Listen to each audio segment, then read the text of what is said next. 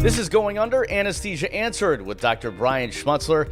I'm your host, Vahid Sadrzadeh. And Brian, good afternoon. Hello, hello. How's it going, buddy? Oh, going well. We're down one person. We were going to have recurring guest now, Bronson Taylor, on the show with us, but he got caught up working in the operating room. So we're gonna do a little change up today. Yeah.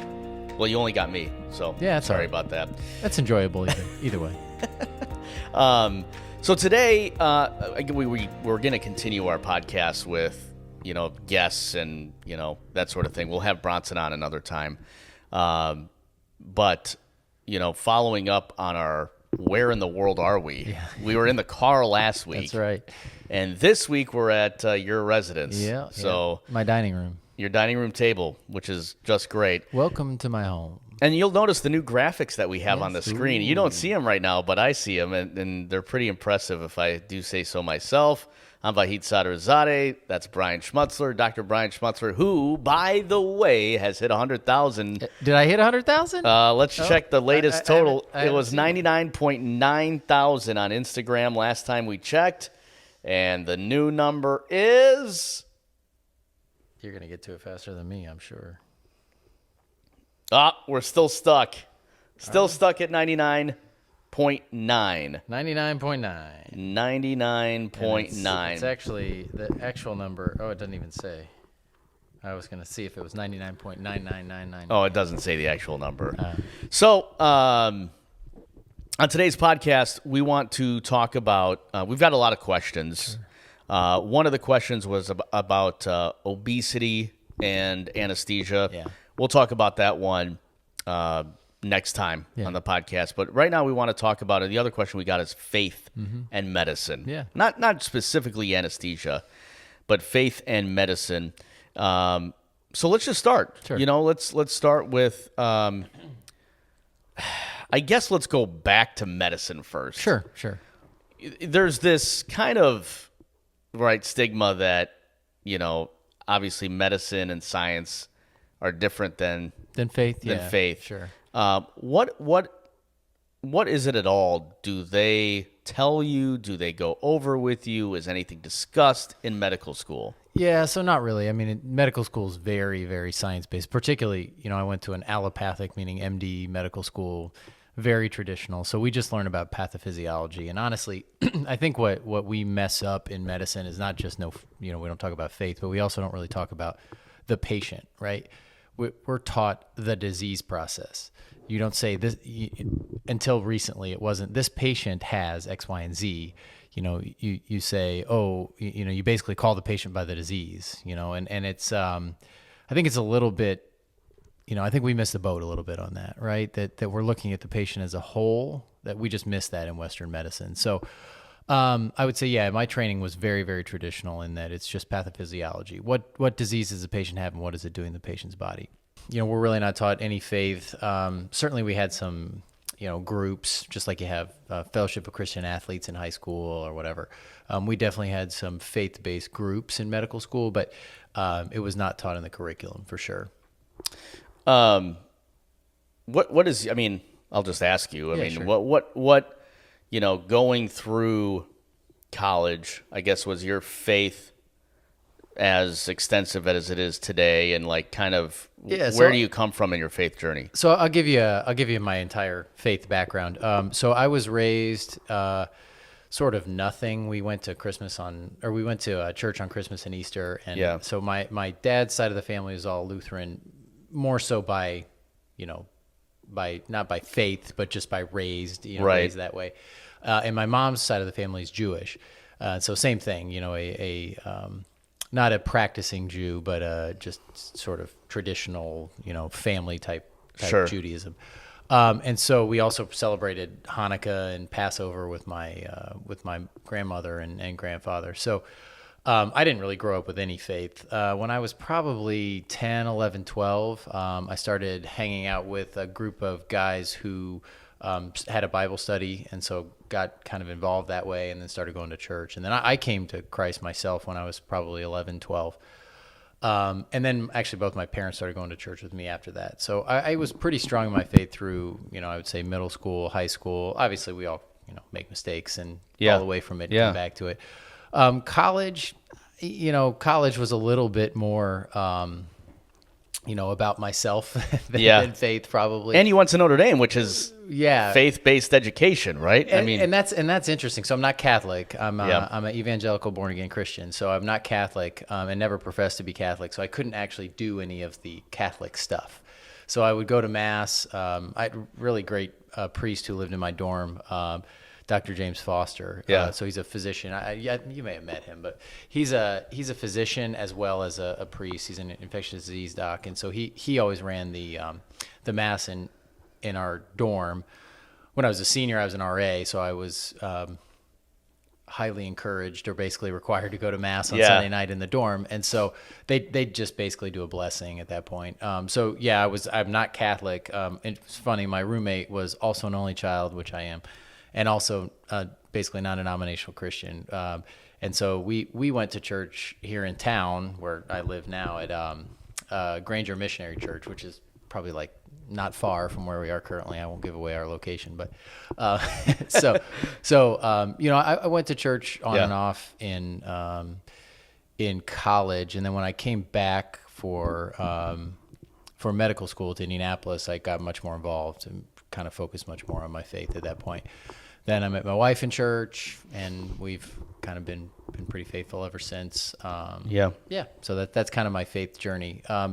Bringing up faith so I went to Indiana University School of Medicine. Bringing up faith in a non-faith-based medical school sometimes can get you in a little bit of, not trouble, but just sort of discouraged to do that. So anyway, is it, okay, like, I'm going to ask maybe a very stupid question. No, that's fine. And I wish we had a stat on it. Yeah. But what percentage, if you had to guess any percentage of physicians, doctors, anybody in the medical field that works at a hospital that deals with patients would consider themselves of denomination or of religion and believes in God? So I would guess, and I don't know the stats on this either, I would guess that it's the same as your general population, right? So I think in the United States, it's like just shy of 50% of people call themselves Christians. You would say practicing Christians, truly born again, Jesus Christ is my Savior, probably a half to a third of that. So I would guess it's the same. Yeah. Then of the other probably 40%. I just read the statistic. I can't remember exactly. Of the other, 50+%, I bet 30% of them claim a different faith. So what is it with where did this start? This stigma of we're not in science, we're not going to involve faith. Oh man, that's a big question. I think that probably goes back to probably the beginning of time. Honestly, so Hippocrates was he wasn't a Christian, but he believed in a higher power of some sort. So I don't think it became taboo to talk about Christianity or talk about faith in medicine till probably sort of the revolution where we got rid of paternalism, which is a whole other issue we can talk about. But probably the 60s, 70s would probably be when things sort of shifted.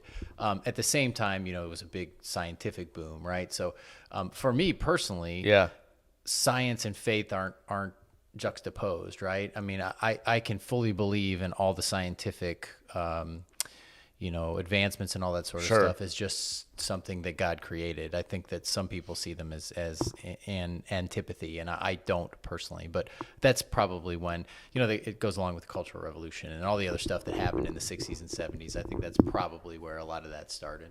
Okay. Well, it's just, it's such an interesting and, really talked about topic that we're talking about in politics today, right? Of course. But the idea that, when we lose loved ones, who do we bring into the room? Yeah. You bring a priest. You bring a priest into the room. Yep. I was at St. Joe Hospital the other day, and there's parking for the clergy and priests. Yeah. So it's such a, you're taught, or you're, as you said, you went to IU and you're like, oh, well, we're not talking about this. Right. But when it comes down to it, Yeah. You're going to bring a priest in the room if something happens. So that's an interesting thing. So there's a whole, and you don't get me started on the business of it, but there's a whole kind of division in the American healthcare system between the Catholic or faith-based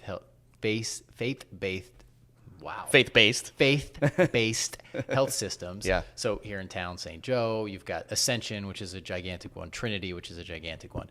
And then the non-faith-based, so the not-for-profits or for-profits. And so in the faith-based, right, like St. Mayo Joe's, Clinic is faith-based, I think, right? I don't. Or is that I like don't just know. people? Yeah, I don't think so. I don't think Mayo's faith-based. Okay. Because but St. Joe is. And I won't speak specifically on this, but I don't think they're faith-based because they do transgender surgery, transition surgeries. So Okay. I don't think they're faith-based. So, for instance, I started my career at a Catholic hospital. At a Catholic hospital, they don't do abortions and they don't do transgender procedures, right? So that eliminates, again, depending on what your faith is and how you feel about this, I'm not getting into the politics of it, but that eliminates that as even something that you, as an anesthesia provider, would ever have to deal with. So you don't even have to deal with the moral issue of it because it just doesn't come to your operating room. So for me personally, that was nice because then I don't have to deal with it at all. So then what happens in a community where you only have a private hospital and that sort of thing happens? So there really aren't any. Okay. Usually if there's a Catholic or faith-based. It's in a bigger... Yeah, there's another one in town. But that is a good point, access to care. And bigger than just faith, access to care in general. You've got all these small hospitals closing down because they can't financially make it.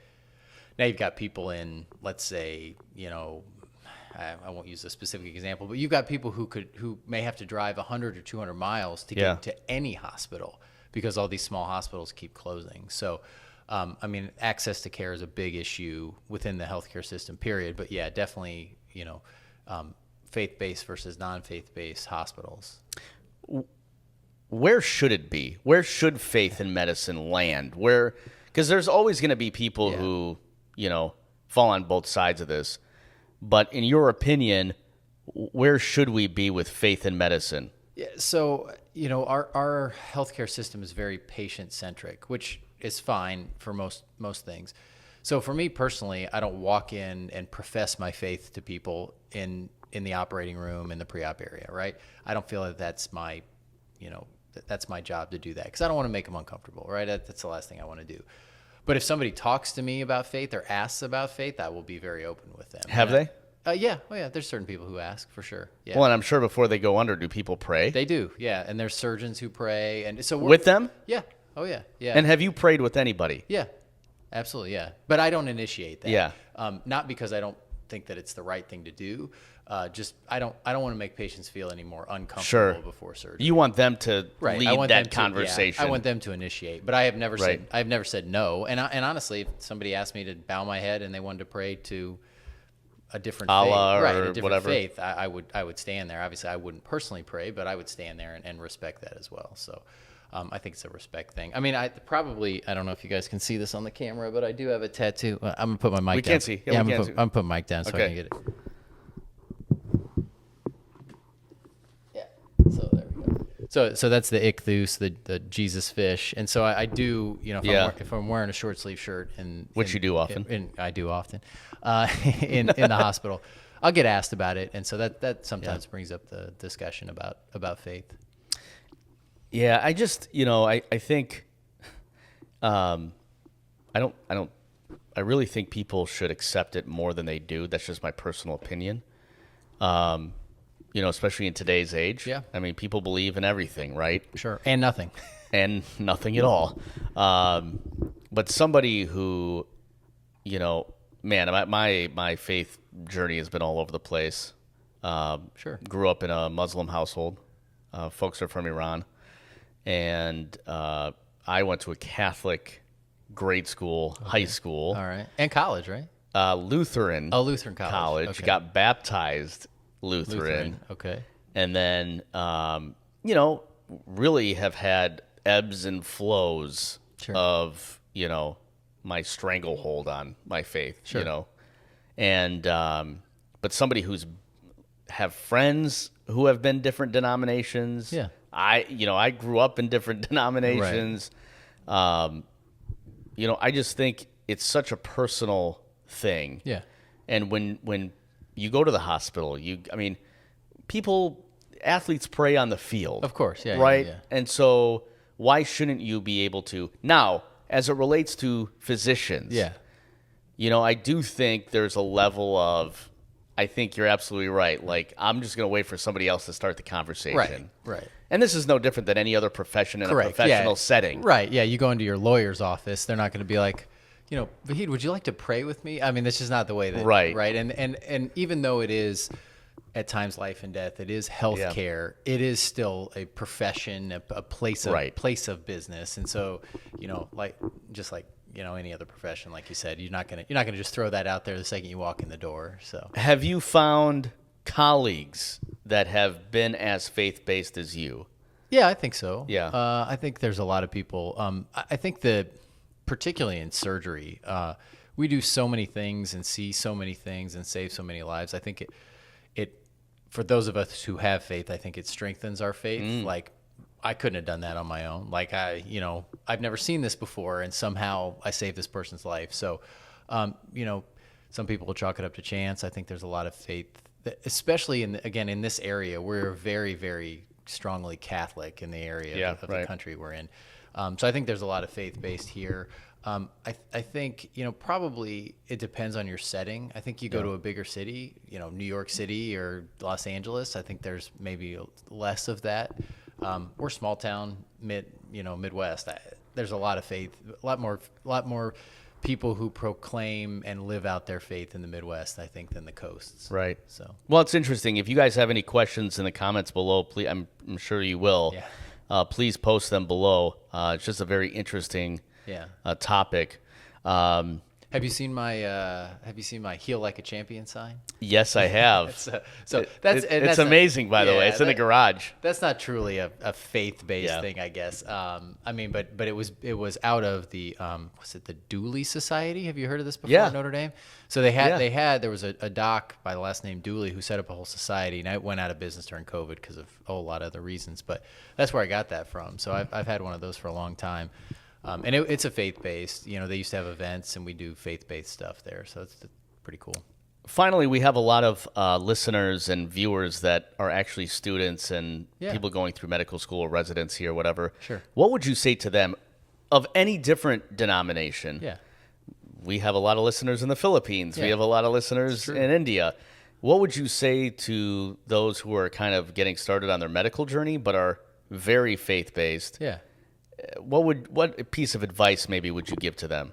I mean, so I think that's tough. It kind of depends. I'm a fairly outspoken guy, so somebody asked me about something, I would always just say it. Now, that probably got me in trouble from time to time, but it is what it is. I'd say just stand on your own faith, and whether that's outwardly saying it to somebody or just being nice to somebody that nobody else is being nice to, right? We've all got those patients who are tough. If you can walk in and be nice to them, at least you're showing, maybe that part of your faith is a reason you're nice to them when everybody else isn't. But I mean, I think the other thing I would say is it's just for a time, right? You're only in training for, at least in the United States, 4 years of medical school, 4 to 7 years of residency. So when you come out, you can essentially be whoever you want to be, right? When you're out on your own, you can make faith as much or as little as of your practice as you like. So, I'd say stay strong in your faith in the short term, and then in the long term, figure out how you want to fit faith into. Do we hit on it? Okay, I keep checking it. See how you want to fit faith into your practice. And so I guess for me, what I do, and we've gone through this before, but and it's listen. I don't actually physically read the Bible, but I listen to Bible verses every morning, going through the whole Bible in a year. And I do the Christian Gratitude Journal that Ben Greenfield put out. He's a fitness guy, but he's also a Christian. And so for me, those two things sort of ground me first thing in the morning. And I can't say that I'm 100% on that. There are mornings that are tougher than others. I'm probably 85, 90% on that. But yeah. So for me, that grounds me, and I can show up to work, and I can be, less of a jerk than my makeup's, my makeup would determine me to be, right? Because medicine's hard, right? I mean, stressful. You have 0 moments to breathe during the day. Yeah, it's busy. It's stressful. Not only stressful, like there's a lot of people counting on you to do things, but literally it's life and death, right? Yeah. In the operating room. Even a basic procedure can turn into life and death. And so there's a decent amount of stress. So I find that kind of centers me, and I try as best I can, and I'm not as good at this as I should be, but I try as best I can to pray throughout the day. And that's what the Bible says, pray unceasingly all the time. So I try every time I sit down and get an opportunity, or especially if I find myself stressed out and mad, I try to just stop for a second. And I've even said to people before, like, I'm going to go in my office. Yeah, just take a minute. And then I'll be right back. So I try to do that as much as I can. I'm not perfect with it. Would I hold myself up as the best example? Absolutely not. I know people who are much better at handling the stress and being much more Christian-like, much more Jesus-like than I am. But I try. So, well, you certainly prayed a little on the golf course last week. No, I'm just kidding. More for forgiveness. More for forgiveness. Given my anger and my thoughts, yeah. But I think this is a very important topic to talk about. I think, as we go through this podcast, obviously we're going to have a lot of different opinions. We're going to talk about a lot of different things. This has been a question that has been asked multiple times. I think people know from our previous podcast that you've done a gratitude journal. Right. And so what does that look like, and what does your faith look like, and how do you intermingle that with medicine, and how does it all come together? So hearing that, I think, is good for just our listeners. Yeah, and I'm not I guess I would not be considered a what do they call it? Bible thumper, right? I'm not out, and you could argue that I probably should be more outspoken about my faith, but for me, I just try to live the way that Jesus would want me to live, and then if somebody asks me about it, I'm absolutely happy to talk about it, but I don't push it on people. Which again, you could argue biblically, maybe I'm not fully falling in line there, but that just seems to be the way that, at least in the setting that I'm in, that works. Yeah. I really wish Bronson would have been able to be here, and I think we should talk about faith when we have him back. Yeah. We can talk about a bunch of other issues too, because he's got an interesting story as well. So yeah, we'll talk about that. We'll talk about maybe you too. We can delve into a little more of my faith. Yeah, it's an interesting journey. Yeah. At one point in college, I was going to become a pastor. Actually, wow, really? Yeah. Okay. That's another story for another day. Yeah. But that's how far along my faith journey was at one point. Yeah. So that's for another day. Sure. But interesting topic. Comments below. Something that you are pushing on people is 100,000. Oh yeah, I'm trying. Followers. Are we there yet? Are we still sitting at we're still sitting at 99. The last day has kind of gone by slowly, but what we can say is this. Is it Meta messing with us? Is that what's going on? Maybe. I think Meta's messing with us. It'll go to 100 and then it'll come back down. Hey, I did want to bring up while we're talking about social media. So the Funny Medicine podcast, they gave us a shout out on Patreon. So I said thank you nice. in a message, but I just want to throw that out there. Like, thank you guys. Yeah, thank you, and listen to our podcast we did together, and then I don't think I'm giving away any secrets. We're trying to figure out a time to go on their podcast so that they can rapid fire questions at us, and we can try to Yeah. Well, be the ones on the spot. I want to give you a couple minutes and just kind of talk about the journey of social media, what it's been like so far as you're nearing 100,000, or if people listen to this on Thursday, you would have hit 100,000. Yeah, that's true. And so what has this journey been like for you? And I'm sure it's a new world connecting with people on social media. Yeah. So it's interesting. We kind of started this journey. You and I talked about it because you and Heather do my social media, at least help me with it. And so for me personally, what I was initially trying to do, we've talked about it, I travel the country and teach regional anesthesia. My initial thoughts were, hey, let's put some regional anesthesia content out there.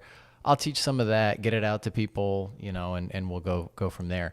And what happened was people like it when I act like an idiot. So or just do mundane things, but with a funny look on my face and funny music. Yeah. So it's transferred, transformed into that a bit. I enjoy it. I'm much more comfortable. If you watch my first 4 or 5 videos, I'm very awkward. I'm much more comfortable in front of a camera now.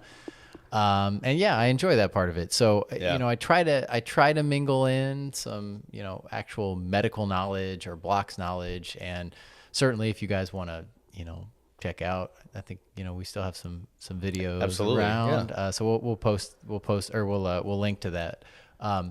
So, we're certainly I'm still certainly pushing towards, getting medical information out there, trying to be a resource for people, have some fun. And then, teaching blocks as well. And we've had people reach out to us, me personally, on a whole number of fronts from the podcast, for, questions about regional blocks, questions about jobs, questions about how to run a practice and that sort of stuff. So, I think we're reaching people, but yeah, I mean, I would say, mostly I'm just a doc who likes to have fun pretty much on social media. So, well, I think you've, like as you hit 100,000, first of all, we want to thank all the listeners and I'm just refreshing. He's going to be in the operating room refreshing. Yeah. Put it on the TV screen so we can see. Yeah, right. Because anybody in the operating room cares. Yeah, exactly. But, as it's gone, I mean, like, certainly we appreciate everybody on social media who has commented, who has liked, who has followed, who has subscribed. Obviously, we're still building the YouTube page. Yeah. And there's still lots more content to come. I think we're only getting started here with, partnering with colleagues and friends and, those in the medical community and non-medical community, frankly. And you've got some good opportunities, with Quelo, with some other brand partnerships. Tribal Chimp and Butterfly, obviously. Butterfly IQ. And we're going to be doing some giveaways here in the next couple weeks. So you're going to want to talk about those? Yeah, sure. We can talk about those. Let's talk about the giveaways. We're going to do, we got two giveaways. Go ahead, sorry. You're obviously a huge fan of Quelo. Yep, got one on right now. The rings. Yep. Yeah, this is the gray one. I've had this one for a long time. I think I got this one in like pre-COVID. So that's going to be 2019. Quelo, you got to send me some because I just got the Amazon knockoffs. Oh, don't do that. Quelo's so much better. Never had one break. Oh. Never had a Quelo break. Nice. So free advertising for them, but that's fine. That's fine. So Quelo, we're going to be doing a post here and talking about just how great kind of their product is. And if you like, share, and follow, comment, you're going to enter in a chance to win his and hers Quelo ring set. Yep. And the other giveaway is going to be... Yeah. So I don't know if you guys have seen... I'm a big fan of Ray-Ban in general, and so Ray-Ban came out not long ago with these Meta glasses. I'll put the picture up. Yeah, definitely. And so they have, the biggest thing I like is they have Bluetooth in them, so I don't have to walk around all the time with an earbud in my ear because it starts to hurt my ear, number one. Number two, they have filming and picture capabilities. Now, the filming, it has a flashing light, so I'm not filming anybody without consent. But no, I mean, I enjoy the filming and the pictures as well. It helps kind of when I'm traveling. I can take pictures of stuff with one button. So anyway, our plan is to give away a pair of the Ray-Ban Meta glasses, the Wayfarer type, for somebody. That's a big giveaway. After we hit 100,000, we'll give that away. Now you'll have to comment obviously on that as well, and we'll give you the details. On my Instagram, Facebook, and TikTok pages, and probably YouTube as well. So we'll let you know all the details of that. But we'll do those two giveaways here very, very soon. Well, thank you all so much for subscribing, for liking, for sharing. I mean, this is it's been quite the road here so far. We're only getting started on this podcast, and we're only getting started here with Brian and his social media, and we've enjoyed it. Seeing you grow on this journey, man. It's been awesome. That's so nice. It's been great. Yeah. You've come out of your shell quite a bit. Yep. You're even dancing on camera. Who would have ever thought? Not well, but doing it nonetheless. Well, this has been Going Under, Anesthesia Answered with Dr. Brian Schmutzler. Put those graphics up on the screen. I'm Vahid Sadrzadeh. Still no 100K. Still not 100,000. Our next podcast is going to be... No, it's 2 from now. Yeah, it's 2 from now. Yeah, we're going to Brooklyn, New York. Brooklyn, New York. So that's going to be a fun one. So we've got one more podcast before, and then we'll be going to Brooklyn, New York for a little partnership there. So that's kind of something to look forward to. So, Brian, thank you so much, my friend. Thanks, and hopefully we'll be in the studio next time. That's right. That's the plan. You never know where we're going to be. We might be on an airplane. You think we could do this on an airplane? Absolutely. Oh, we got to do an airplane one. Should we do it on the way to Brooklyn? Yeah, but then, okay, we can post that one the week after then. We're going to have to sit next to each other, though. Are we? I don't think yet. All right. I might have been upgraded. So have I.